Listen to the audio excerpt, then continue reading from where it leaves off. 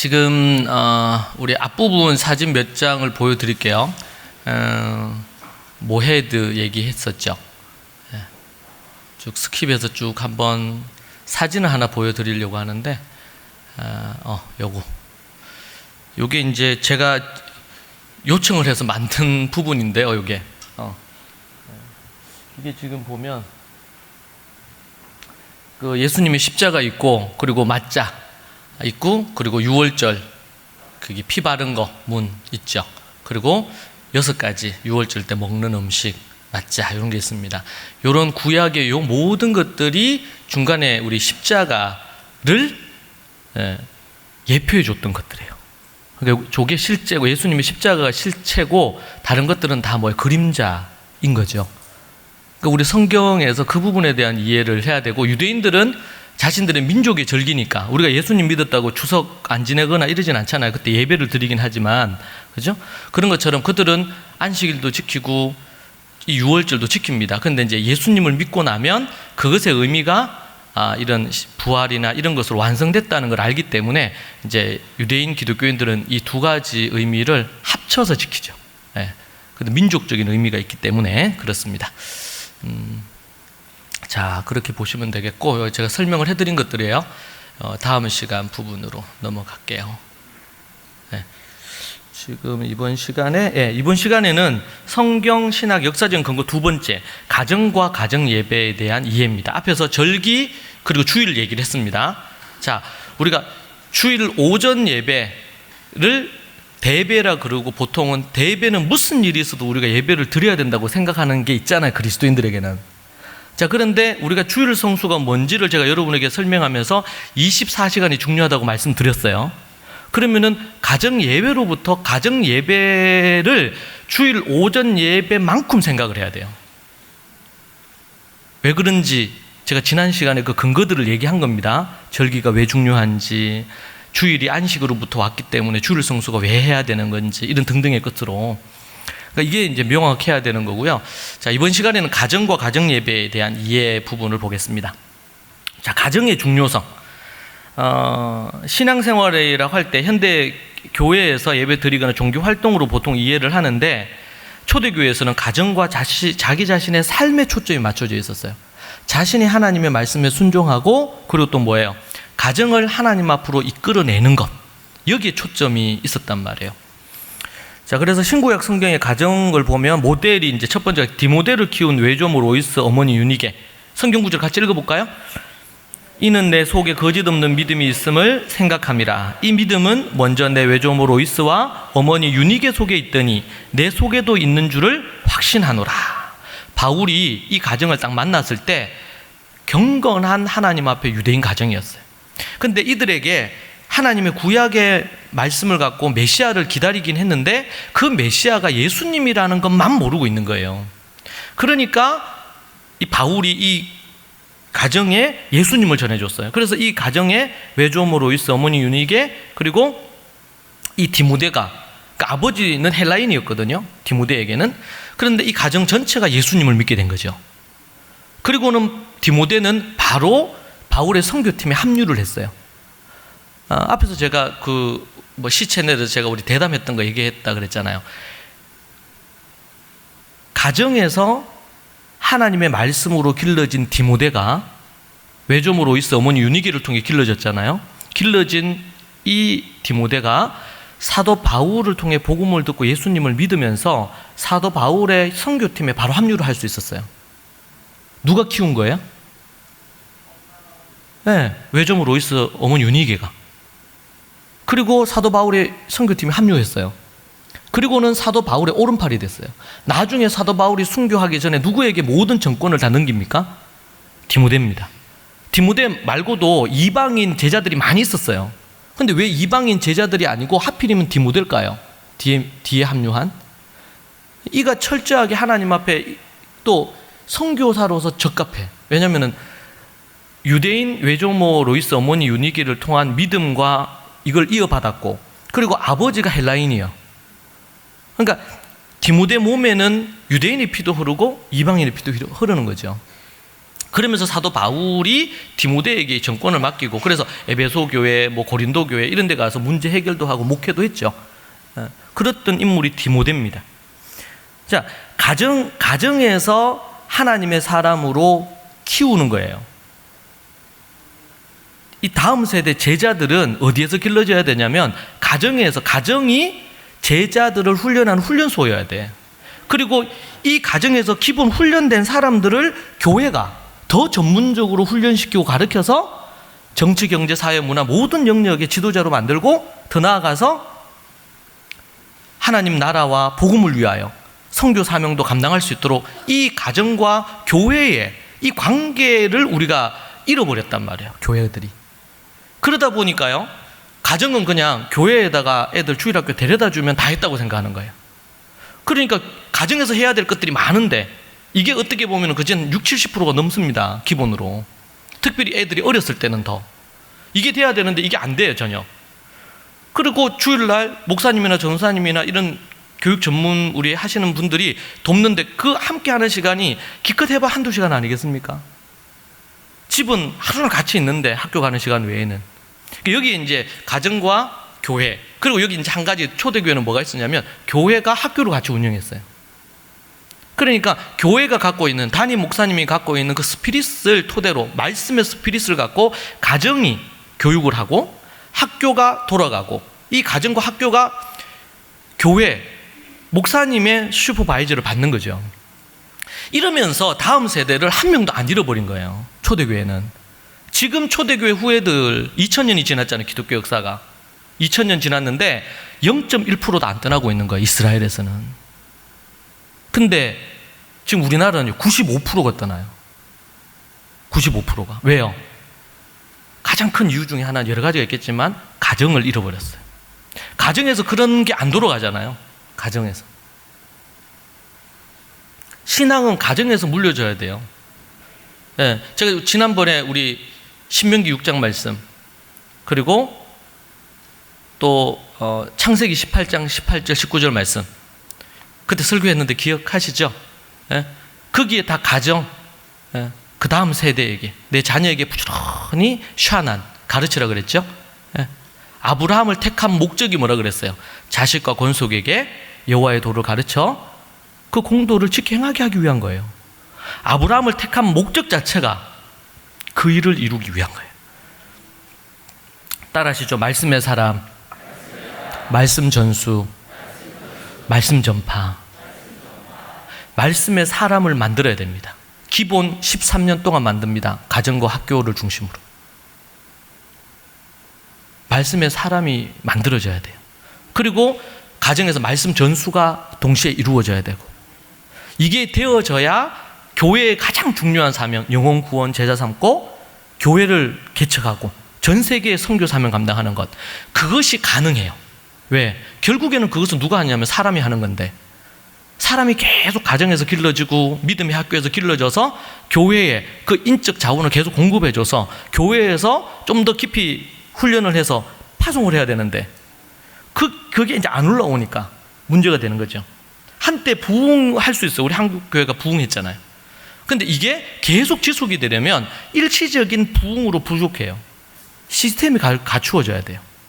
가정 시스템을 갖추게 되면 그게 이제 자동적으로 되죠. 자, 초대교회 성도들의 일생에 대해서 지금 제가 이제 이거 관련된 책을 쓰고 있는데요. 이 부분에 대해서 잠깐 언급을 할게요. 이것만 갖고 몇 시간을 하기 때문에 자세히 하려면 다 하기가 좀 쉽지 않을 것 같은데, 첫 번째, 초대교회 성도들의 일생. 초대교회 성도들은 어떻게 일생을 보냈을까? 여기 나와 있어요. 첫 번째 뭐예요? 뱃속에 있을 때 1살이 되죠. 1살. 10개월 동안 뱃속에 있으니까 뱃속에 있는 동안 강보 교육합니다. 두 번째, 알렙베트 교육이라 그래가지고 이것은 알파벳 교회예요. 알파벳 교육인데 히브리어를 가르치는 것입니다. 여러분, 성경은 히브리어로 돼 있어요, 기본적으로. 그러니까 그 성경을 읽게 하기 위해서 2살, 3살 때 알파벳 교육을 합니다. 히브리어와 익숙해지게. 세 번째, 4살부터 13살 때까지 하야 단계라고 해서, 하야는 제가 여러분에게 설명했어요. 말씀을 존재 가득 채워서 흘러넘치게 하는 거, 계속 반복하고 중얼중얼해서 존재 가득 채워지게 하는 거. 여러분, 제가 이것에 대해서 생각하면서 어떤 게 있었냐면, 예전에 아주 오래전이에요. 어느 교회 가정부흥회라고 해서 며칠 집회하러 가려고 서울에서 왔는데, 그때 버스를 타고 어디 이동을 했어요, 제가. 근데 버스를 딱 탔는데 그게 이제 음악이 나왔죠. 그 제가 자리에 앉아가지고 제가 뭐 그전 한 40분 정도를 버스를 타고 간 것 같아요. 근데 40분 내도록 음악이 나오는 거야. 주로 뭐 가요가 나왔겠죠, 가요가. 네, 나와서 제가 이제 40분 정도 거기 있었어요. 그러고 나서 제가 이제 차에서 내렸겠죠. 근데 그 사이에 저는 버스 안에서 책도 보고 또 강의할 거 준비하면서 또 이렇게 그걸 확인하고 있었거든요, 강의안.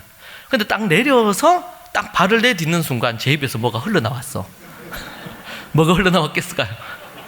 예? 찬송가? 그래도 목사인데. 그 가요가 흘러나오는 거예요. 저는 그거 처음 듣는 거예요. 그런데 여러분 40분 동안 그 버스 안에서 뭐 했어요? 하야가 된 거지, 하야가. 그 버스 안에 있으면 무조건 그걸 들어야 돼요. 그 운전수가 바꿔주시지 않는 이상은. 근데 그 가요가 계속 제 귀에 무의식 중에 그냥, 저는 뭐 다른 거 하고 있었어도. 여러분 이게 그러니까 뭐 제가 이해를 돕기 위해서 비유를 든다면, 존재가 더 채워져서 존재가 계속 들리잖아요, 귀로 듣고. 에? 그래서 저는 노래를 부르려고 또 한 것도 아닌데 내려서 딱 발을 내딛는데 이게 딱 그 노래가 튀어나오고, 왜? 들은 것이 입으로 나오는 거예요. 그래서 아이들 태어났어. 그 뱃속에 있을 때 3번 들려줘요, 모세오경을. 어머니가. 왜? 다 듣는 데잖아요. 네, 태중에서부터. 나왔어요. 애가 그냥 누워있죠. 자다가 누워있고 뭐 하겠죠. 근데 그럴 때도 뭐야? 어머니가 왔다 갔다 하면서 창세기 1장 1절부터 태초에 하나님이 천지를 창조하시는 베리시트 바라 엘로힘 하면서 히브리어로 또 들려줘. 그렇게 해서 여러분 4살 때부터 본격적으로 말씀을 해야 합니다. 10년 동안. 그래서 이제 이렇게 하면은 모세오경을 대부분 떼요.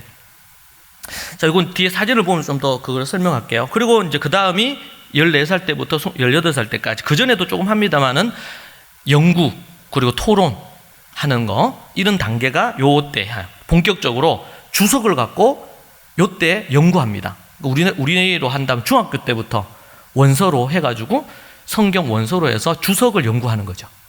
그게 이제 수업 시간으로 돼 있어요. 그리고 대학 일반 교육하고요. 그리고 결혼하고 자녀 교육하면요, 어떻게 할까요? 다시 결혼하고 자녀 교육에서 다시 일본으로 강보교육으로 다시 돌아가는 거예요. 자, 그럼 강보가 뭔지 한번 볼까요? 이게 이스라엘에 제가 찍어온 건데 강보예요. 어머니가 술을 놓는 거예요. 이 아이가 태어나면, 강보를 다른 말로 표현하면 생명싸개라 그래요. 생명싸개. 그래서 여러분 예수님이 태어났을 때 마리아가 강보에 예수님을 뉘어서 어디에다가, 구유에다가 탁 놓았다 나오잖아요. 그때 강보거든요, 강보. 마리아도 이거 했을까요? 다 했죠. 유대인들은 다 해요, 유대인들은. 네. 그래서 여기 보니까 예쁘게 꾸몄죠. 응? 요거 여기 보니까 화려하게. 예를 들면 이 아이가 어떤 아이가 되었으면 좋겠다. 그래서 조부모나 부모가 성경 한 구절을 딱 정해요. 그리고 그것을 어머니가 10개월 동안 자수를 놨는 거야. 말씀을 들려주면서. 오케이. 네. 그 제가 이제 제가 예전에 한 몇 년 전에 강의를 했는데, 자기 애를 애가 좀 컸어. 근데 제가 죽기 전에 애를 하나 더 낳아야 되겠다, 이 강의 듣고. 그래가지고 이거 강보 한번 해보고 죽어야 됐다, 내가. 그래가지고 애를 하나 더 낳았어요. 늦둥이를 낳았어, 늦둥이를. 근데 그거를 낳을 때, 임신했을 때 저한테 강의 그 전에 들어가지고 이거를 했단 말이에요. 그런데 제가 어떻게 하면 되냐, 그래가지고 성경 한 구절 천을 떼라. 그러고 나서 자수를, 이게 쉽지 않잖아요, 10개월 동안 이렇게 한다는 게. 그런데 한 달 정도 지났나 연락이 왔어요. 목사님 도저히 못하겠다는 거예요. 입덧도 하고 이거를 걔네 유대인들 어떻게 했는지 모르겠다는 거예요. 그런데 그들은 수천 년 동안 내려오는 전통이 되었으니까 이게 당연한 거예요. 어릴 때부터 봤어, 어머니가 하는 거. 그러니까 당연히 이제 여성들이, 자매들이 이게 다 이게 하는 게 당연한 걸로 여기지. 근데 이걸 하려니까 개척자는 힘들어요. 안 하던가, 아무도 안 하는데 자기 혼자 하는데 이거 얼마나 힘들겠어요. 강보교육. 이때 하는 게 이제 모세오경 3번 들려주는 거, 태어나기 전까지. 그리고 그러니까 아버지는 손을 얹고 늘 기도해 주죠. 아버지 어머니가 말씀 그거 하고. 그리고 어머니가 이거 막 해서 애를 이제 태어나면 딱 싸요. 딱 싸고 생명사기로 싸잖아요. 의미는 하나님의 말씀이 이 아이를 평생 지켜주십시오. 악한 어둠의 영이 이 아이를 틈타지 못하게 해주십시오. 그런 의미로 이걸 하는 거예요. 혹시 여기 이제 임신을 준비하거나 이런 분들은 고려를 해보셔야 돼요. 자, 그리고 이제 알렙베트 교육이라 그래서, 여기 히브리어, 요 중간에 끓는 히브리어 사탕입니다. 거기에다가도 히브리어 넣어가지고 그렇게 하고요. 그래서 히브리어를, 그래서 이제 히브리어에다 어떨 때는 그 꿀도 발라서 먹인다는 얘기도 있고 하잖아요. 왜냐하면은 그걸 꿀 발라 먹었는데 두루마리 성경을 딱 펼치고 성경을 펼치는데 히브리어가 있어. 그럼 아이가 성경을 사랑하게 되겠죠. 그런 어떤 교육을 하는 거예요. 오감을 이용을 해서. 자, 그리고 이제 세 번째는 하야 단계입니다. 4살부터 13살, 10년 동안. 자, 그래서 10년 동안 이걸 하고 나서 이제 요 밑에 제가 여러분 볼 때 여기 있죠. 요거가 이게 불이 안 들어오네. 요거가 지금 요 애가 13살 되는 남자예요. 그리고 여기 아버지, 그리고 밑에 지금 휠체어 타고 계세요. 할아버지예요. 그래서 제가 여기 갔는데 이게 하고 있더라고요. 그 통곡의 벽 앞에서 이걸 하는데, 통곡의 벽 앞에서 이거를 하는 걸 보기가 정말 힘들어요. 이 바르 미츠바라고 해가지고 말씀의 아들 선포식이라는 뜻이죠. 율법의 아들이 된다, 이런 의미로 사도 바울도 나는 율법의 아들이다, 이런 표현할 때 이걸 했다는 의미거든요. 이 행사를. 그래서 이걸 하는데 13살 아이가 두 가지를 크게 합니다. 10년 동안 말씀하야 한 것 중에 모세오경의 한 권을 택해가지고 사람들 앞에서 그것을 다 쫙 읊조리는 거예요. 예를 들면 출애굽기면 40장이잖아요. 제가 이제 계산해 보니까 한 장 하는데 한 2분 정도를 할 수 있어요. 다 하야가 돼 있으면, 외워져 있으면. 그러면은 40장까지니까 1시간 20분이면 가능해요, 이게. 그래서 그걸 하고, 우리 스승인 우리 게리 코엔 박사는 이사야서 66장을 한 거예요. 이사야서를. 전장을. 왜냐면 그분은 이제 제사장 집안 출신으로 모세오경은 모두가 대부분 하는 거니까 이사야서를 이렇게 하셨더라고요.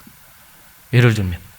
그렇게 해서 하고, 또 하나는 이제 그 행사가 있는 자기 생일을 기점한 그 주에 하거든요, 이 바르 미츠바를. 그때에 한 6개월에서 짧게는 3개월 동안 말씀을 연구합니다. 이제 랍비하고 우리로 그냥 목사님하고 만나가지고 뭐 한 달에 한두 번 만나서 말씀 연구한 걸 토론하고 이렇게 해서 20분 정도 되는 20분짜리 메시지를 준비해요. 그렇게 해서 이때 이 바르 미츠바는 유대인들에게는 결혼식만큼의 성대한 행사예요. 그렇게 해서 이제 모여서 제가 이제 그 미국에 있을 때도 회당에도 가보고 이스라엘에 여기도 가보고 이렇게 했는데 그전 잔치죠, 잔치. 이제는 하나님의 말씀을 스스로 연구해서 하나님을 믿을 수 있고 하나님의 말씀을 가르칠 수 있는 사람이 되었다. 그런 의미의 행사거든요, 이 부분이. 그래서 제가 유대인 기독교인들을 만나면서 그들도 이 부분에 대한 걸, 왜냐면 그들이 그들 전통이고 아브라함으로부터 내려오는 매우 중요한 전통이죠. 자, 여기서 한 가지 제가 설명을 해드려야 될 게 있습니다. 많은 분들이 이런 얘기를 할 때, 이거 유대교 거 아니냐, 유대교 거, 유대인들 거 아니냐, 특별히 예수님을 죽인 유대인들 거를 우리가 왜 하냐, 이렇게 이제 질문을 해요. 저도 그런 질문이 있었고.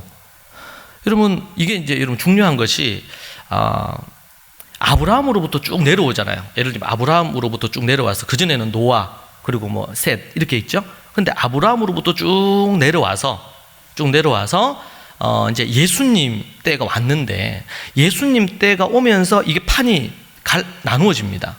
예수님을 믿는 유대인들이 있고, 그렇지 않고 예수님을 믿지 않고 소위 말해서 랍비식 유대교라고 해서 이렇게 나누어져요, 이 부분이. 그러니까 이쪽은 서기관과 율법학자들 중심으로 이렇게 나누어지고, 이쪽은 12사도와 바울, 이런 부분은 나누어집니다. 이렇게. 자, 그런데 유대교도 유대교로 자리가 잡히게 된 것이 3세기경이에요. 그전에는 민족 종교예요. 그러니까 유대인들에게는 이게 종교가 아닙니다. 여호와 하나님을 믿는 삶이에요.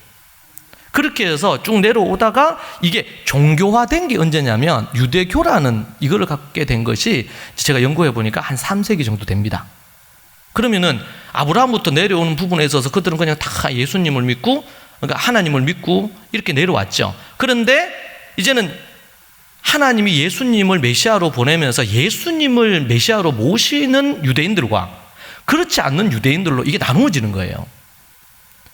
이때 나누어지면서 이때 형성되어진 게 유대교라고 해서 이때 만들어진 유대교가 랍비식 유대교라고 이름이 붙여집니다. 그러면 그 전까지는 어떻게 될까요? 같아요, 달라요?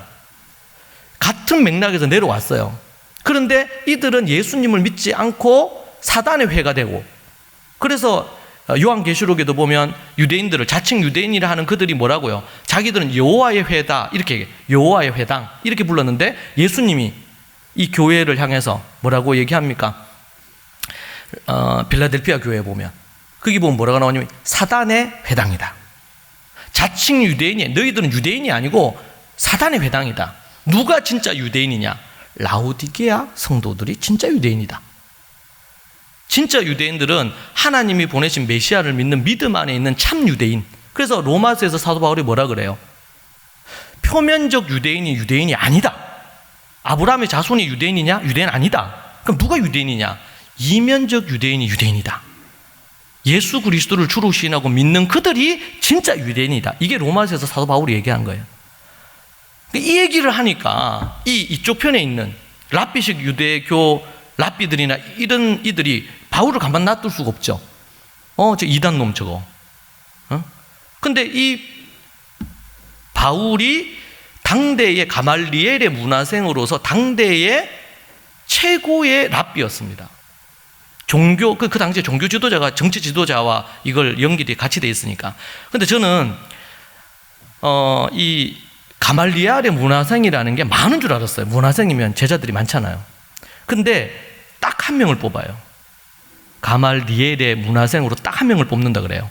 그 사람이 누구냐면 바울이라고. 그러니까 바울이 이스라엘의 차기 최고 랍비 후보였어요. 그러니까 그가 다른 나라에 가서 예수님 있는 사람을 잡아 올려고 할 때 지금으로 얘기한다면 비자도 필요하고 다 필요할 거 아니에요. 정치적인 권력에 있어서도 이제 이 바울이 권력의 중심에 있었습니다. 근데 그가 이제 다메섹에서 예수님 믿으면서 완전히 이제 거기에서 나오고 이쪽 자기가 핍박하던 이쪽 그룹에 소속이 됐죠. 12사도를 중심으로 하는 것에. 자, 제가 이 얘기를 하는 이유는 지금 아브라함으로부터 내려오는 이런 부분들이 유대인들은 아브라함의 자손이라고 자랑하지 말라고 예수님이 얘기했잖아요. 돌들로도 아브라함 자손 다 만들 수 있다고. 아브라함의 자손인 게 문제가 아니고 아브라함의 믿음을 갖고 믿음의 삶을 사느냐, 이게 중요하단 말이죠. 그런데 유대인들이 그렇게 안 사는 거예요. 그러니까 어떻게 해요? 잘라버리죠. 가지에서 잘려져 나가잖아요. 이게 랍비식 유대교가 잘려져 나가요. 그리고 거기다 뭘 붙여요? 이방인 돌감람나무의 가지를 붙이는 거예요. 그게 로마서에서 얘기하는 거예요. 그래서 그래서 참 유대인이 누구냐? 바로 예수 그리스도를 주로 시인하고 거듭난 너희들이 참 유대인이다. 자, 그러면 아브라함으로부터 내려오는 지금 이 교육에 대한 거, 지금 이 우리가 바르 미tz바하고 뭐 이런 부분, 그러니까 바르 미tz바라는데 예수님이 오시고 성령 체험하고 나서는 저들이 이걸 함과 동시에 뭐도 같이 하냐면 세례, 침례식도 같이 하는 거예요. 이스라엘에서는 세례, 침례 개념이 없어요, 그진? 근데 이 부분을 하면서, 이 바르 미tz바를 하면서 뭐를 더 중요하게 여기느냐? 세례, 침례식을 더 중요하게 여기는 거예요. 그게 이제 제가 지금까지 연구한 부분입니다. 그때 이제 여기 보면 우리 카라 하죠. 말씀을 낭독합니다. 13 사람들 앞에서. 제가 갔던 거기 회당에서는 200명 정도가 모였더라고요. 그래서 지금 얘가 하는 부분들에 대한 거 보려고 축하하고요. 그리고 돈 있는 사람들은 성대하게 밴드도 불러요. 그래가지고 통곡의벽 하기 전에 한 100m 전부터 해가지고 북치고 나팔 불고 하면서 쫙 이제 오더라고. 제가 이제 오는 길 동안 다 찍었어요. 사진을 찍고 이렇게 했는데, 박물관에 가면 여기 옆에 좀 요런 거 말씀하야 하고 메시지 전하는 첫 설교를 하는 거예요. 얘가 말씀을 전하는 거예요. 자, 그런 부분 하고요. 그래서 이제 이 세 번째 하야 단계, 이게 너무 중요한 부분이에요. 그리고 네 번째가 연구 토론하는 단계입니다. 중학교입니다. 제가 유대 갔을 때 중학교. 그래서 제가 앞에서 여러분 길게 설명한 이유가 우리가 지금 초대교회 그리고 구약의 배경을 토대로 한 이스라엘에 대해서 제대로 알아야 될 것은 이것은 유대인 거가 아니고 유대교인 거가 아니에요. 우리가 유대교인 거다, 유대인들 거다, 그걸 왜 우리가 이런 것 때문에 우리가 뿌리에 해당되는 초대교회 원리를 놓쳐버린 거예요. 그 중에 하나가 가정을 놓친 거죠. 가정 예배도 유대인들 금요일날 샤bat 하는 거 그거 우리가 왜 따라해? 나중에 이제 다음 시간에 제가 그 설명을 하나하나 해드리겠지만 그거 원래 우리 거예요. 안 믿기시는가 본데. 그게 우리 거란 말이에요. 제가 연구하면 할수록 이스라엘 가서 배우면 배워서 우리 건데 그걸 우리가 이제 너가 거잖아 이러면서 우리가 안 챙긴 거예요. 그걸 우리가. 그리고 자기 거라고 우기는 거고 걔네들은. 예수님 안 믿는 유대인들은 그거는 큰 의미가 없어요. 가정예배의 모든 순서는 예수님에게 맞춰져 있는데 예수님 없는 허상을 하잖아요. 어린 양을 100마리 1000마리 잡으면 뭐예요? 6월절 어린 양 대신에 예수님을 모르면 다 헛것인데 맞습니까? 여러분 우리가 명확하게 해야 됩니다. 지금 유대인 중학교에서 말씀을 성경 시간이 있거든요. 걔네들 학교마다 이제 정통파 유대인 학교가 있고 완전히 리버럴한 학교가 다양해요. 그런데 거기에 성경 연구하는 시간이 있어요. 지금 얘네들이 보고 있는 것이 주석입니다. 주석. 주석을 갖고 얘네 중학생들이 오늘 토론을 위해서 1시간 토론을 위해서 3시간 집에서 연구해서 오더라고. 그리고는 2명씩 짝을 지어서 막 토론하는 거 이렇게 질문하고 답하고 이렇게 하면서 그리고 1시간을 그렇게 그러고 나서 선생님이 이제 정리해 주는 거예요. 그리고 토론하다가 막히잖아요. 어떻게? 그러면 이제 선생님이 와서 선생님한테 질문하고 또 토론하고 이러면서 성경을 모세 오경을 중심으로 얘네들이 중학교에 고등학교에서 제가 여기에서 아이디어를 얻어서 제 학교를 운영하는데 무조건 고3이든 유치원생이든 간에 1시간 반을 무조건 말씀하고 씨름해야 돼. 말씀 읽는 거 20분, 하야하는 거 20분, 묵상하는 거 20분. 그리고 하야 캠프 할 때 10박 11일 동안 말씀을 하루에 6시간씩 무조건 연구 10일 동안. 그러고 나서 하나님 말씀 원고 작성하게 이런 훈련을 초등 4학년부터 고3 아이들까지 2주간, 여름 2주간, 겨울 2주간. 근데 여러분 아이들요 처음에 그거 할 때 사람들이 다 그랬어요. 아니 저 어린 것들 저거는 걸 가르쳐서 뭔 그게 있겠냐. 근데 얘네들이 이제 마지막 날 발표한단 말이에요. 설교를 해요. 몇 명을 세워서. 매일 애들 연구하거나 원고 만들고 나면 제가 제 앞에서 발표를 하죠. 애들 앞에서. 근데 마지막 날은 부모들하고 같이 해가지고 발표를 해요. 근데 이제 중학교 1학년, 고등학교 1학년, 아니면 초등학교 4학년, 남자애들, 여자애들 발표하는데, 대단해. 애들이요, 10일 동안 밥만 먹고 그것만 했잖아요. 말씀만 연구했잖아.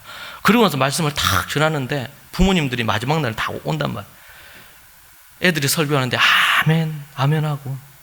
애들이 그 말씀이, 설교라고 얘기하기 좀 그거 할 수 있지만, 하나님의 말씀을 자기가 깨달은 걸 연구해서 탁 전달하잖아. 제가 13살의 애들이 발음 있지마 하는 거 제가 보고는 너무 감동받았어요. 이게 그냥 13살에 딱 한 게 아니고 뱃속에 있을 때부터 해가지고 말씀 하야하고 그러고 나서 매주마다 말씀을 연구 토론하는데 이때는 한 3개월에 6개월 집중 준비를 해서 첫 데뷔를 하는 거예요. 사람들 앞에서. 그것도 한 100-200명 모인 자리에서. 우리가 캠프하면 애들이 한 170명 이렇게 하니까 합쳐가지고 한 250명, 부모님들 300명 가까이 그 자리에서 첫 애들이 20분짜리 아니면 10분짜리 메시지를 전해요. 근데 참 감동이에요. 여러분 애들이 어리고 아무것도 모를 것 같죠? 전혀 그렇지 않아요. 우리가 걔네들에게 어떤 정보를 주고 가르치지 않았기 때문에 걔네들이 그 정도지 이거를 가르치게 되면 여러분 세계적으로 보면요. 애들이 어렸을 때 성장하기 전에 어렸을 때 IQ 테스트를 하면 한국이 2위예요, 2위. 4위인데 이제 나라로 치기가 어려운 게 있죠. 홍콩 이런 거 빼고 나면 우리나라가 2위예요. 이스라엘은요 40위. 그중 꼴찌에 가까워요. 유대인들이 머리가 아주 나빠요. 그런데 지금 이런 교육 때문에 얘네들이 중고등을 지나서 대학이 되면 독보적인 1위가 돼요. 지금 우리가 생각할 때 이렇게 하잖아요. 애들을 우리가 신앙 교육을 잘하면 애들이 인성도 좋아지고 똑똑해진단 말이에요. 이게 맞거든요. 그런데 신앙 교육이라는 걸 자꾸 교회 나오는 걸로 생각하니까, 예배 드리는 걸로 생각하니까 이게 안 되는 거예요. 그게 아니고 뭐예요? 하나님의 말씀을 하야하고 이 말씀을 좀 연구하고 토론하고 발표하고 그래서 글을 써서 책을 내고 이런 걸 아이들이 이미 중고등 때, 대학 때 한단 말이에요. 학습적인 역량을 뭘로? 성경 말씀으로 학습 역량을 쫙 끌어올리는 거예요. 여러분, 모세오경 정도를 하야를 하는데 교과서 한 학기 배우는 내용은 소위 말해서 껌이죠. 그거가. 여러분 한번 해보셨어요? 모세오경 한번 해볼까요? 우리 애들 잠언을 하야 하거든요. 모르는 단어도 엄청 나와요. 한글로도 하야시키고 영어로도 하야시켜요. 암기력이 엄청 올라가겠죠, 이게. 그러니까 암기력을 끌어올리기 위해서 하는 거 아니에요. 그런데 하나님 말씀 사랑하게 만들려고 하는 건데 결과적으로 말씀을 사랑하는 사람이 되면서 암기력이 올라갔네. 연구하고 토론하려면요, 사전 찾아야죠, 자료 찾아야죠. 이게 대학원에서 공부하는 거거든요. 그걸 성경을 갖고 하는 거예요. 근데 그걸 하고 나면은요, 이해력, 응용력, 독해력 이런 것들이 쫙 올라갈 수밖에 없어요, 이게. 예? 그러니까 똑똑해지게 만들려고 한 게 아닌데 똑똑해져 버렸네. 어떻게 해요? 공부를 잘하게 돼버렸네. 뭐 하는 수 없지, 그거야 뭐. 중요한 것은 하나님을 마음과 뜻과 힘을 다해서 사랑하도록 만드는 거. 어떻게 사랑해? 그 말씀이 8가지인데, 예? 말씀을 하야하고 말씀을 연구 토론하는, 하브루타라고도 얘기하는데 요즘 그런 부분으로 하는 거예요. 자, 그리고 대학 일반 교육합니다. 그리고 결혼하고 자녀 교육. 그럼 다시 처음부터 다시 하는 거예요, 이거를. 지금 요거 이제 제가 회당에 갔을 때 새벽 기도하는 장면이에요. 새벽 기도. 새벽 기도 때 그들이 하루에 새벽 기도에 40분 기도, 그리고 40분 성경 연구를 합니다. 그리고 해가 지기 전후 해서 다니엘도 그렇지만 하루 3번 기도하죠. 예수님 부활 승천하시고 나서 베드로와 요한이 성전에 기도하러 가잖아요. 그들은 기도하는 시간이 딱 정해져 있어요. 3번. 이른 아침, 해가 지기 전, 해가 진 후. 해가 지기 전후 1시간, 합쳐서 1시간. 그리고 새벽에 1시간. 그래서 하루에 1시간 40분을 기본으로 기도합니다. 이게 이제 전통이에요. 다니엘이 하루 3번 기도하셨죠? 창문을 열고 예루살렘을 향해서. 이게 거룩한 전통이어서 그들에게 당연한. 네. 예수님도 정한 기도의 시간에 기도하셨다고 그렇게 나오죠. 그런 부분들을 평생을 이렇게 말씀으로, 그 말씀으로, 제가 이제 너무 좋아하는 사진들이에요. 사진. 여러분, 이 사진은 뭐냐면, 이 토라거든요. 토라를 포인트로 해가지고 찝는 거예요. 두루마리 성경인데, 그래서 하나는 밑에 손은 할아버지 손이고 위에 손은 손자 손이에요. 할아버지가 손자와 함께 포인트를 갖고 성경을 쭉 읽으면서 손자에게 가르치는 거예요. 앞에서 우리 사진 봤죠? 할아버지 휠체어 탄 할아버지가 그때 그런 고백을 합니다. 내가 지금 죽어도 여한이 없다. 내 자식에게 믿음을 넘겼고 아브라함, 이삭, 야곱인 손자에게까지 내가 믿음을 넘겼다. 그러니 내가 오늘 죽어도 내 할 것을 다 했다. 조부모가 갖는 이 땅에서 1차적인 사명은 손자에게까지 믿음을 전수하는 겁니다. 그래서 고리가 끊어지면 안 돼, 이 고리가. 근데 자식에게까지 이렇게 하면은 이게 좀 위험할 수 있죠. 그래서 3대 아브라함, 이삭, 야곱까지 이 믿음의 고리를 어떻게든 연결해 놔야 돼요. 죽을 수가 없어, 이게 안 되면. 할아버지들, 할머니들이 죽으면 안 돼요, 절대로. 이걸 해놓고 죽어야 돼요. 왜냐하면은 보세요, 여러분은 천국 가서 있는데 손자, 손녀들이 지금 지옥에 떨어졌어요. 그 천국이 천국이겠습니까? 다 압니다. 그 성경에 보면은 지옥 그거 나오잖아요. 그래서 지옥불에 떨어졌는데 거지 나사로 보내가지고 우리 형제들한테 좀 얘기해달라고, 여기 지옥 안 오게. 그 말씀 나오잖아요. 여러분, 무슨 일이 있어도 자식, 손자, 저는 지금부터 손자가 없는데도 기도해요. 첫째가 그렇잖아요. 첫째가 자식 이제 애를 낳아서 그거 하고 그런데 그 애가 주님을 버리고 떠났다. 아니면 가인이나 에서처럼 인생 살았다. 어떻게 제가 눈을 감겠어요? 그래서 제가 독일 갔을 때도 그렇고 집회할 때마다 한국에서도 서울의 큰 교회 가정 부흥회를 한 적이 있습니다. 그때 그렇게 얘기하시더라고. 은퇴 장로님인데 손자가 8명인가 그런데 7명 아무도 교회를 안 나온대. 그러니까 이분이 이제 주님 앞에 가실 날이 가까운데 이제 식사 대접하시면서 그 얘기 하시더라고요. 이제 손자고 그 뭐 아들하고 며느리들은 그래도 교회 나오고 이제 뭐 집사 집분도 가고 이렇게 하는데 손자들이 아무도 안 나온대. 잠이 안 온다 하시더라고. 근데 그때 이제 제 강의를 들으시고는 이게 놓쳤구나, 그걸 못했구나, 그런 얘기를 하시더라고요. 여러분, 회당이나 아니면 이스라엘에 이게 예시바라고 이렇게 가면요, 이런 백발의 노인들이 말씀을 하야하거나 연구하고 있어요. 그리고 손자 손녀들을 데리고 가서 옆에 앉혀놓고 같이 연구를 합니다.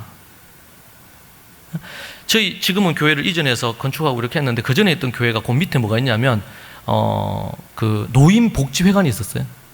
한 번은 저한테 와서 좀 강의를 해달라. 노인 백지 뭐 은퇴하시고 이런 분들이죠. 그 갔는데 그분들 강의하고 그러고 나서 끝나고 나면 이제 뭐 벨리 댄스도 배우고 무슨 바둑도 두시고 뭐 이런 걸 하시는 거야.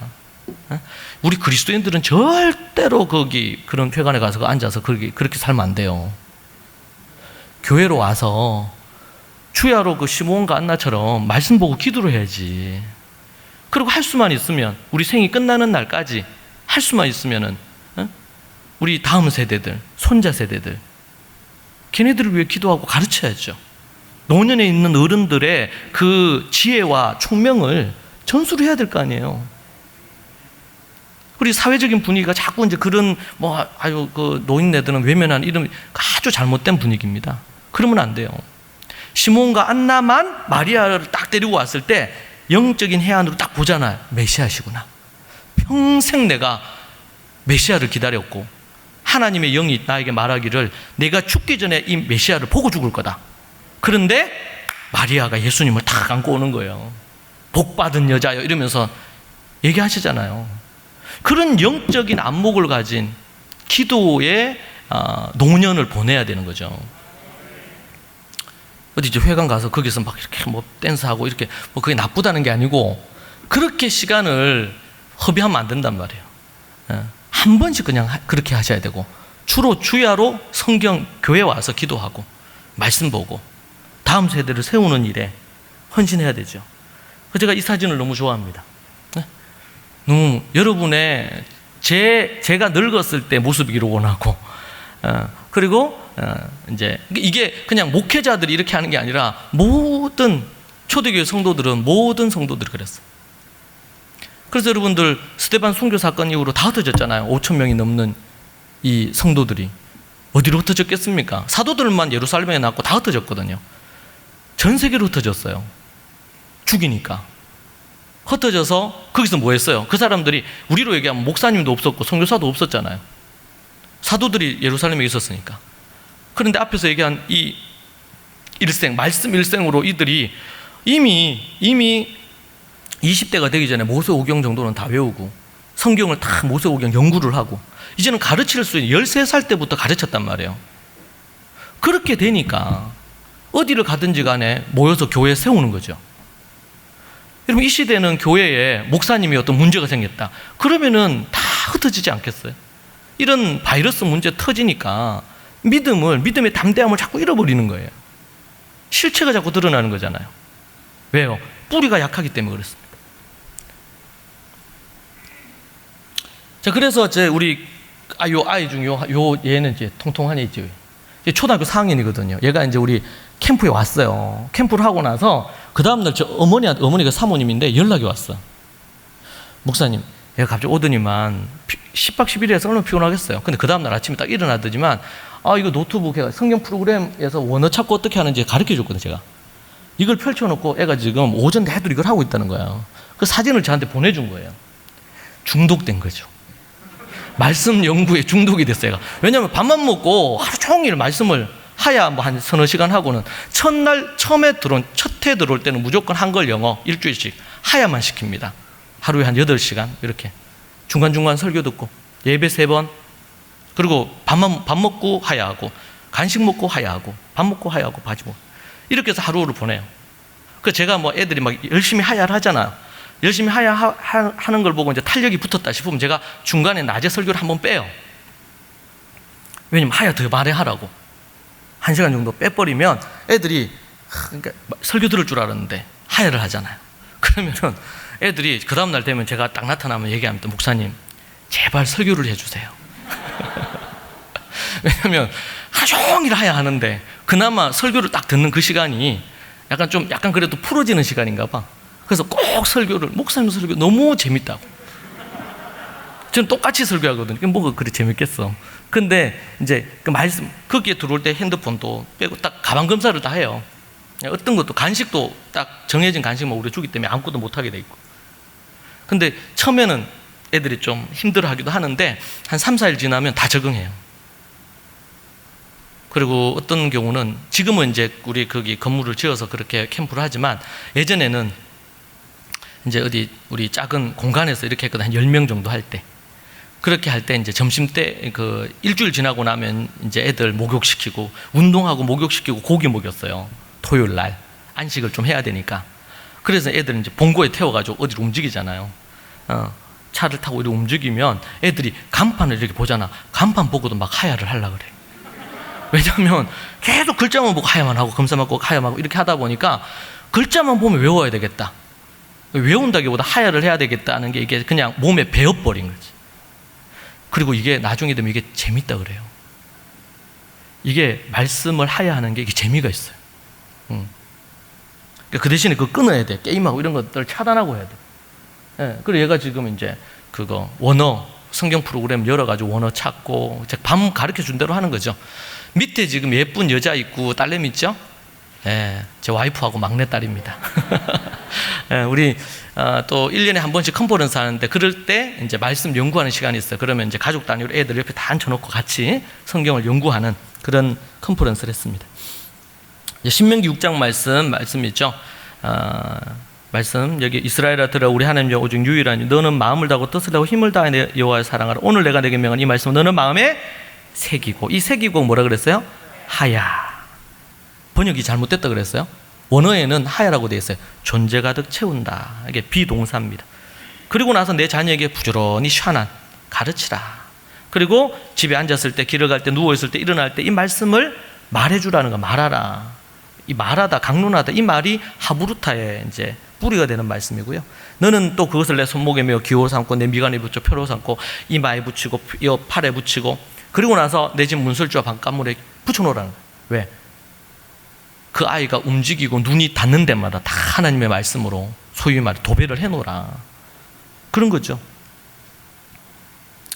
후일에 내 아들이 내게 묻기를 우리 하나님 여호와의 명령하신 증거와 규례가 법도가 무슨 뜻이냐 묻거든. 네. 이 토라가 증거, 규례, 법도 이런 뜻이라고 했죠. 그런 것이 물으면 거기에 대해서 답을 얘기하죠. 왜 살아야 되는지, 인생이 뭔지, 네가 무엇을 위해 살아야 되는지 이런 얘기를 해주라. 그런 말씀입니다. 신명기 31장에서도요. 이건 좀 스킵해서 넘어갈게요. 잠언 22장 6절 마땅히 행할 길을 아이에게 뭐예요? 가르치라. 그리하면 늙어도 그것을 안 떠나요. 근데 지금 왜 떠나 애들이? 95% 왜 떠나요? 가르치질 않았어요. 가르친다고 해서 여기 앉혀놓고 막 설교를 막 하라 이 말이 아니죠. 앞에서 우리 본 것처럼 그러니까 우리는 가르치라 그러면 그걸 떠올리고 클래스에서 강의하는 걸 떠올리고 이스라엘에서는 가르친다 그러면 뭘 떠올리고요? 뱃속에 있을 때부터 말씀 들려준 거, 하야시킨 거, 함께 가족들이 가정예배 드린 거, 그렇게 하면서 토론한 거 이런 걸 떠올린단 말이에요. 여러분 이스라엘에서는 공부 그럼 뭐가 떠오를까요?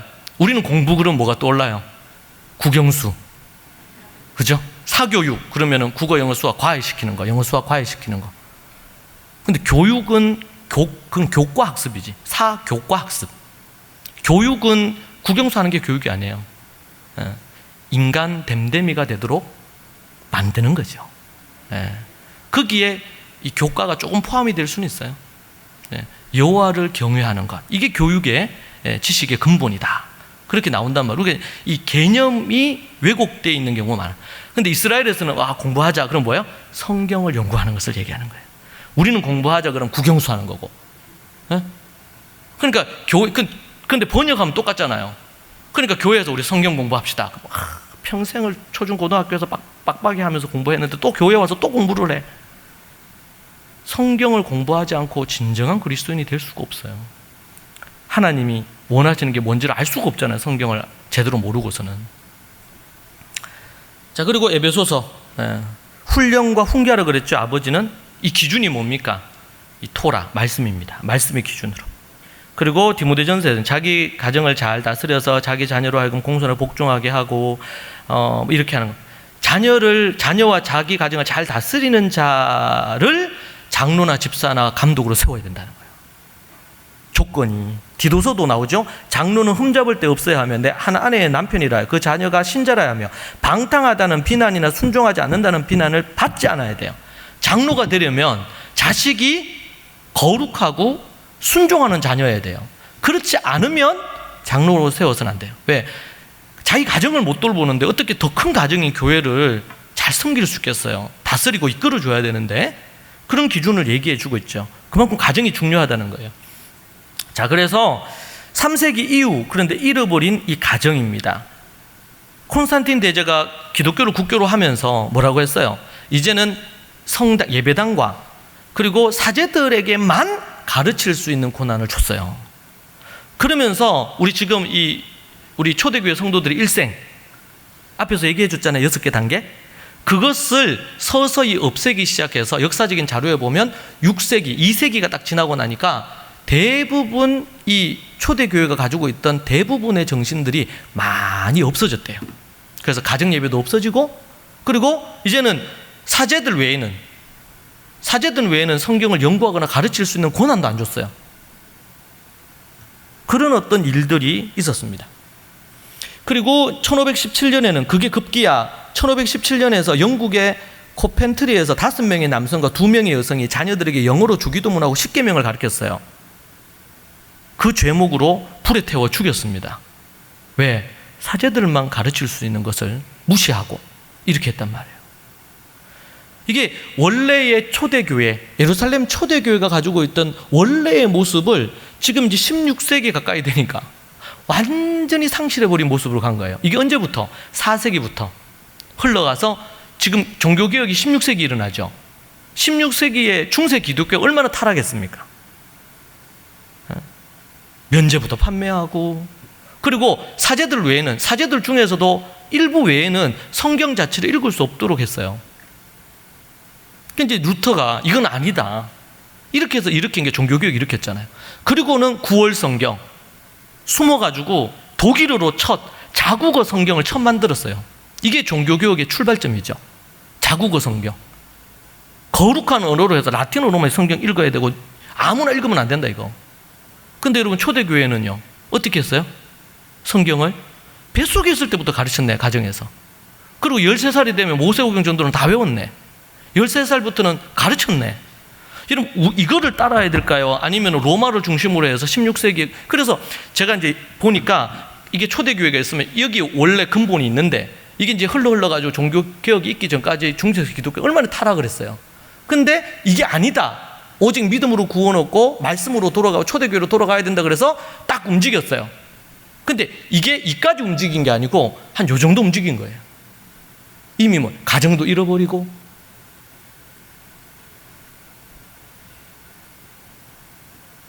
그러고 나서 여러분 유럽이 무너졌잖아요.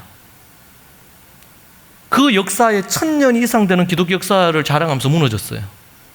아시아, 중국, 일본, 한국 교회 다 무너졌어요. 다음 세대 없어요, 여러분. 제가 일본에 다녀오고 요번 주에 지금 비밀리에 지금 중국에 있는 목회자들 세미나를 온라인으로 제가 화상으로 하고 있거든요. 이런 내용들 가르쳐요. 여러분 아무리 나라가 핍박을 하고 교회를 파괴하고 목사를 잡아서 감옥에 가두고 죽여도 초대교회의 원래의 모습을 가지고 있으면 교회는 계속 부흥하게 돼 있어요. 왜? 가정이 교회니까.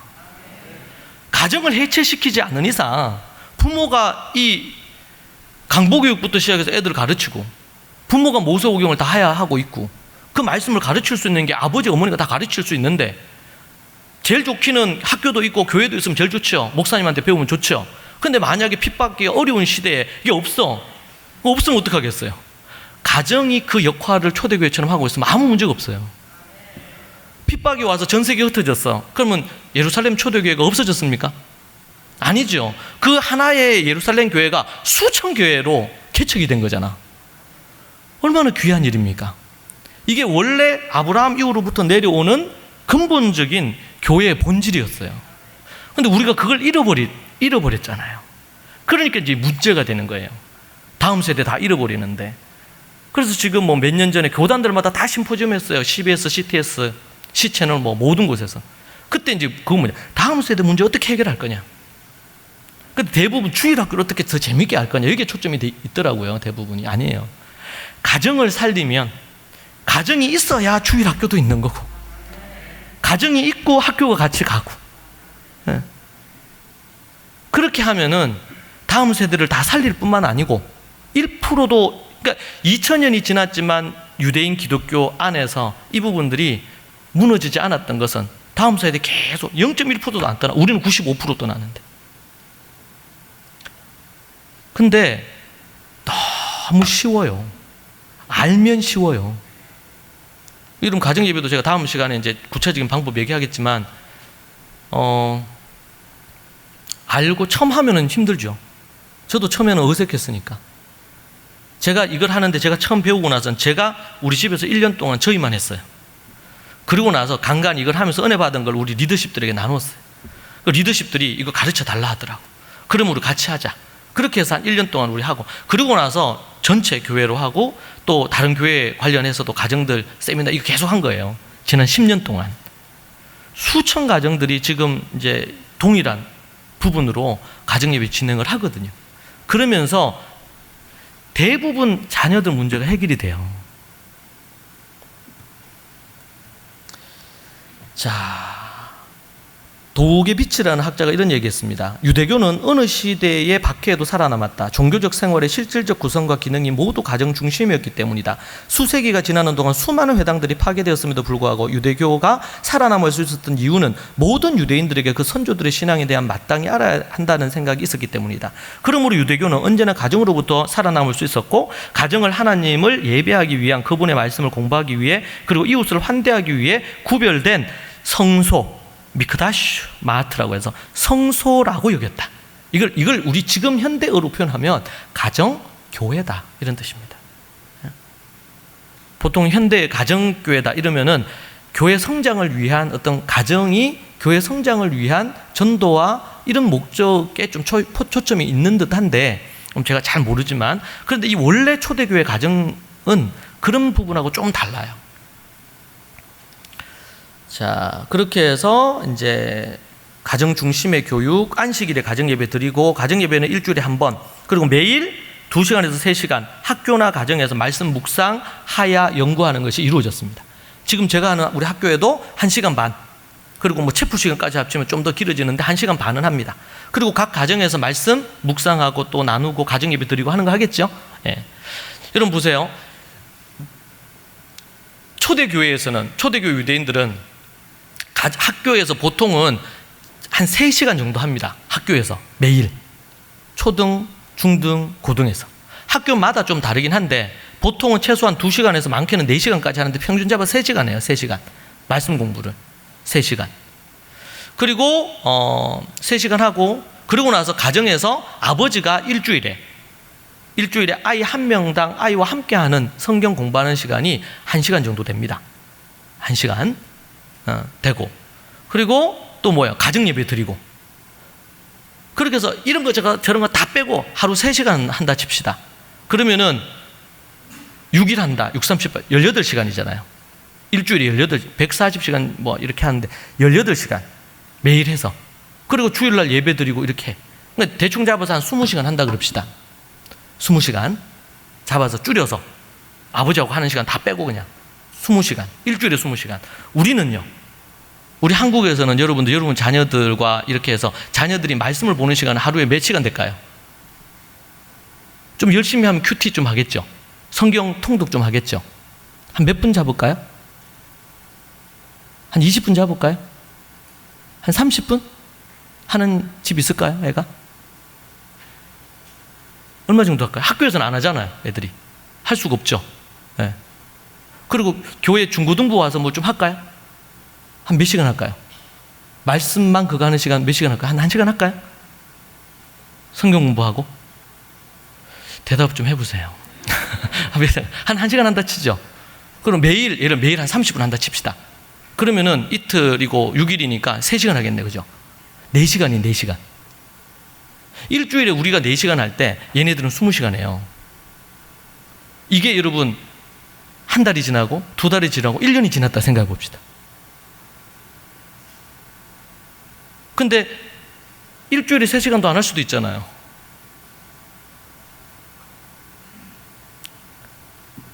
지금 어떻게 보면 교회를 안 떠나고 있는 게 기이한 현상일 수도 있어요.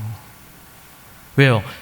제대로 된 이게 절대적으로 물리적으로 시간적으로 교육의 시간이 없는데, 그리고 대부분의 시간은 국영수 공부하고 교과 공부만 해요. 그리고 여유가 나면 애들이 뭐 게임도 할 수도 있고 다른 거 할 수 있겠죠. 어떻게 하나님을 기억하고 하나님 앞에 순종하고 믿음으로 나아가겠냔 말이에요. 이것만 단순 비교를 해도. 근데 그게 하루 이틀이 아니잖아요. 뱃속에 있을 때부터 해가지고. 우리 애들이 뽀로로 배우고 있을 때 쟤네들은 하야를 하고 있잖아요. 원래 그런데 이게 누구 거라고요? 우리 거. 유대교 거가 아니고 원래 우리 거예요. 이거 베이트 미드라시에 대한 이야기인데, 여러분 회당 안에는요, 이게 회당이 이제 교회로 바뀌거든요. 회당, 예수님이 회당에 가서 설교도 하시고 하시죠. 회당의 기능이 크게 2가지예요. 하나는 베이트 크레세트라 그래서 이거는 예배, 모임이라는 뜻이고, 또 하나는 베이트 미드라시라고. 이것은 뭐냐면 학교, 배움이라는 뜻이에요. 그래서 회당은 2가지 기능을, 하나는 예배 기능, 또 하나는 뭐야? 학교 기능을 했어요. 그래서 보면은 만약 미국의 유대인들이 정착한 조지아 쪽에 유대인들이 많이 있는데, 거기 처음에 정착할 때 어떻게 하냐면 먼저 예배를 드릴 회당을 딱 짓습니다.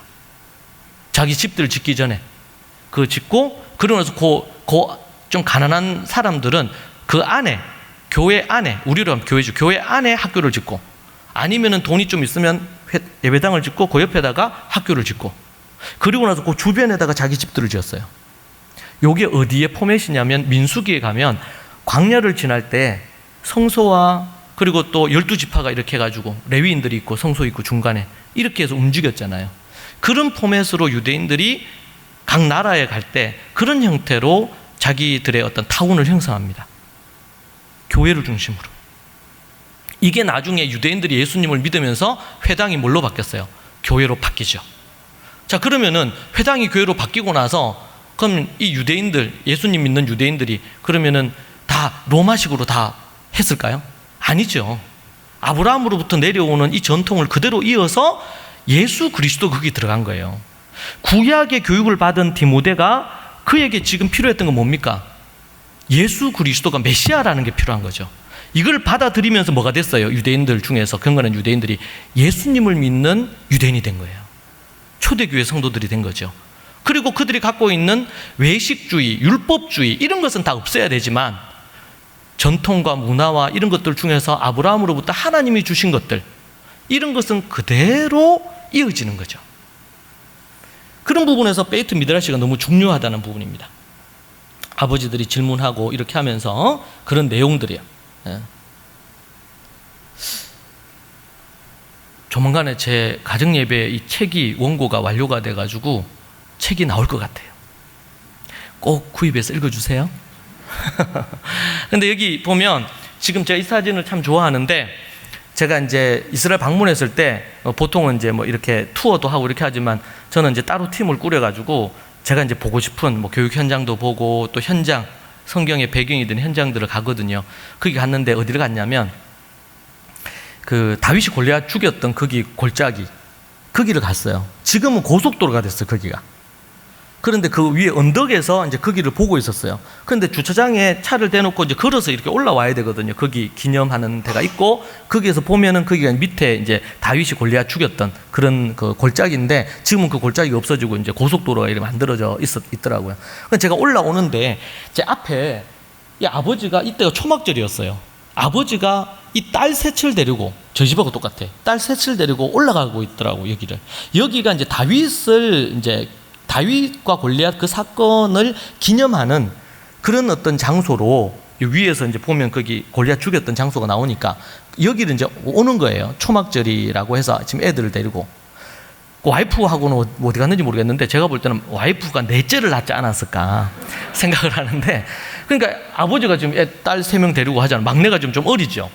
그래가지고 올라와서 어떻게 하냐면 애들 지금 서 있고 막내는 이제 인형 들고 밑에서 놀고 있잖아요. 그런데 아버지가 지금 성경을 펴고 이 어린 애들한테 지금 다윗이 골리앗 죽인 걸 가르치는 것 같아요. 내가 좀 거리가 떨어져 있어서 지금 몰래 찍었어요. 그러니까 이 사진은 절대로 유출이 되면 안 돼. 왜냐면은 원래 유대인들 사진 찍는 거 싫어하거든요. 그래서 제가 이제 몰래 이렇게 찍었어요. 그러니까 이거 너무 제가 감동을 받았어. 뒤에서 저렇게 가는 것도 감동이고 애들 데리고 한참을 걸어 올라가야 되거든요. 걸어 올라가서 그 애한테 옆에서는 이제 우리 같이 가는 우리 팀들이 있어서 거기에서 이제 이 설명을 하고 있는데 듣고 있는데 저도 듣고 있으면서 옆에 보면서 제가 신기해서 이렇게 했어요. 그래서 아버지가 펼쳐가지고 지금 애가 듣든지 안 듣든지 설명하는 거예요. 근데 큰애는 지금 하고 둘째도 이제 있고요. 막내는 밑에 놀고 있고. 그럼 한참을 뭐 얘기를 하더라고.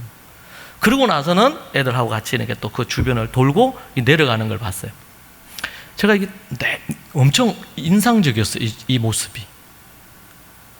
이 명절날, 초막절이죠. 명절날 애들 데리고 이 아버지가 딸내미 3명 데리고 애들 하나는 옆에 차고 그 높은 계단을 올라가지고 올라와서 성경을 펼쳐서 가르친단 말이에요.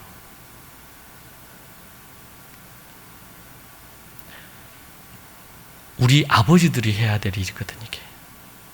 아버지들이 나가서 일하고 돈 벌어와서 애들한테 먹이고 공부시키고 학원 보내주는 게 전부가 아니고 하나님의 말씀을 자녀들에게 가르쳐야 돼요.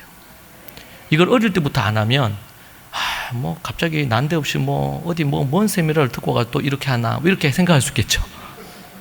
어릴 때부터 세상의 이 단맛들 다 좀 제거하고 하나님의 말씀을 갖고 가르치는. 그래서 제가 너무 한 번씩 내가 이 사진을 보면서 나는 우리 애들한테 잘하고 있나? 자칫 잘못하면 내가 여러분한테 막 가르치고는 내가 안 할 수도 있잖아요. 그러면 안 되니까 제가 늘 보는 사진인데요. 네. 결론적으로 초대교회의 아름다운 유산이 가정예배, 그리고 말씀과 기도의 습관, 그리고 저는 너무 감동받았어요. 강보교육부터 시작해가지고 그런 일생을 살게 하는 것. 뭐 그러면 일반 교과나 이런 거 필요 없느냐? 그게 아니고 이걸 기본으로 깔고 그 위에 믿음 위에 덕을 세우고 그 위에 지식을 세우는. 여러분 우리나라는 하루에 공부를 얼마나 많이 시킵니까? 기계처럼 돌려요 애들을. 그죠? 아침부터 시작해서 밤늦게까지. 그런데 여러분 누가 그런 얘기 하시잖아요. 노벨상은 1명 받으셨어요. 그렇게 공부를 시키는데. 그런데 여러분 아세요? 이 유대인들이 노벨상을 받는 평균적인 게 30%예요. 여러분 유대인들이 우리나라보다 숫자가 더 적죠? 유대인들이 본토에 사는 유대인들이 600에서 700만입니다. 미국에 600, 700 있고 도합 다 합쳐서 1500에서 많게는 1700 정도로 봐요. 우리나라는요. 우리는 우리 대한민국만 해도 얼마나 숫자가 많아요. 땅덩어리는 이스라엘 땅이 저는 엄청 넓은 줄 알았어요. 그런데 강원도만 해요. 면적이 다 합쳐가지고. 정말 작더라고. 그리고 IQ도 전 세계 40이고. 그러니까 하나님이 정말 모자라고 부족하고 별 볼 일 없는 민족을 택한 거예요. 그런데 이들이 노벨상의 30%를 노벨 과학 분야, 화학상 뭐 이런 생물학상 이런 쪽은요 그진 50%가 육박해요. 이 분야가. 그럼 이스라엘에서 우리나라처럼 막 그렇게 입시 위주의 교육을 하면 그렇게 막 애들 돌려서 그렇게 되느냐? 어릴 때부터 13살 때까지 말씀 하야시키고 이 말씀을 연구하고 토론하게 만들고 그 위에 이런 일반 학문을 얹으니까 하나님의 말씀의 원리에서 떠나지 않으면서 세계적인 그런 쟁쟁한 인물들이 나오게 되는 거죠. 여러분 우리가 이 본질을 잃어버리면 결국에는 똑똑하고 공부 잘하고 뭐 이렇게 했는데 좋은 직장 가졌는데 주님을 95%가 떠나요. 그럼 무슨 소용이 있어요? 95% 떠난 애들 다 지옥 갈 거거든요. 특별한 어떤 그런 변화가 없는 이상은. 제가 어렸을 때 교회 다닌 제가 어렸을 때 그 중학교 때 주일학교 선생하고 이렇게 할 때 그때 우리 동기들 주일학교 그 중에서 딱 한 50명 됐는데 딱 남은 사람이 3사람이에요. 저하고 위에 한 형이 있고 한 명 더 있는 3명 다 목사가 됐어요. 그 외에는 교회 안 다녀요. 한 명은 유명한 나이트클럽 사장이에요. 여러분 어릴 때부터 그렇게 해도 이게 쉽지 않은데 이미 어릴 때 주님을 중고 대학 때 떠났어요. 다시 돌아온다는 것이 세상에 좋은 거 다 맛보고 돌아올 수 있겠습니까? 정말 더 늦기 전에 이 부분들 잡아내야 된다. 자, 그렇게 해서 우리 가정이 중요하다는 얘기했고요. 가정 예배가 그런 측면에서 매우 중요하다라는 것입니다. 우리 잠시 이번에는 한 7분 정도만 쉬겠습니다. 그리고 바로 진행을 할게요.